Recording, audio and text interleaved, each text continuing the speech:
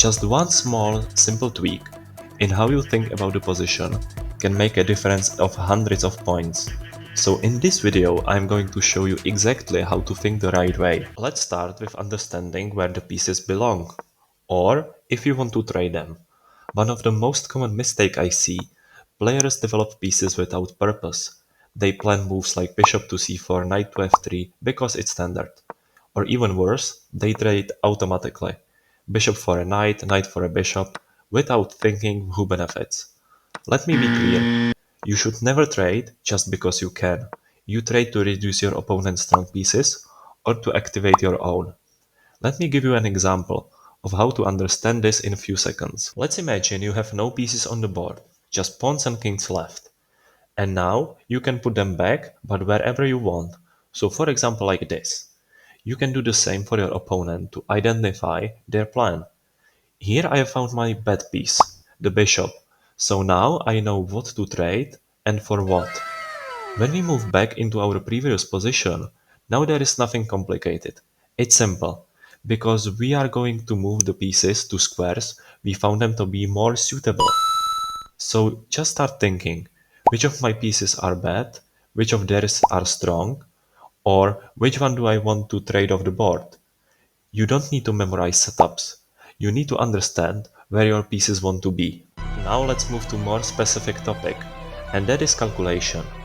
As we know, there are so many possibilities in chess, so we can't waste time calculating everything. Always start with calculating checks, because they are followed by forced moves, usually with the king. And where there is check, there might be checkmate soon.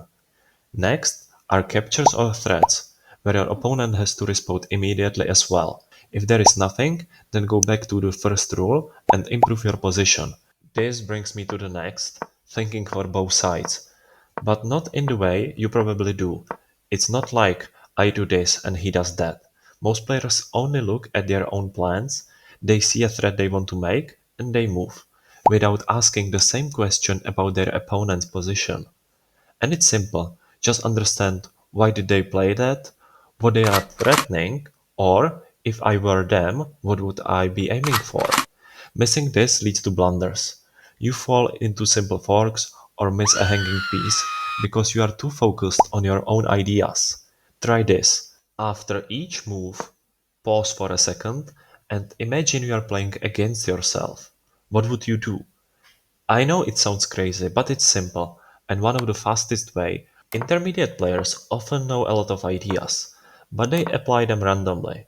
They see a strong square and put a knight there, then randomly move a rook, then a pawn.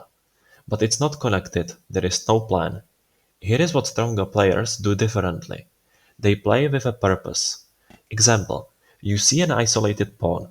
Instead of just randomly improving pieces, your plan becomes block and target the pawn, double rooks and attack it. Plans give your moves direction. Without one, you are just guessing. If you are still watching, it means you need to hit the like, and I hope you win your next game, unless it's against me.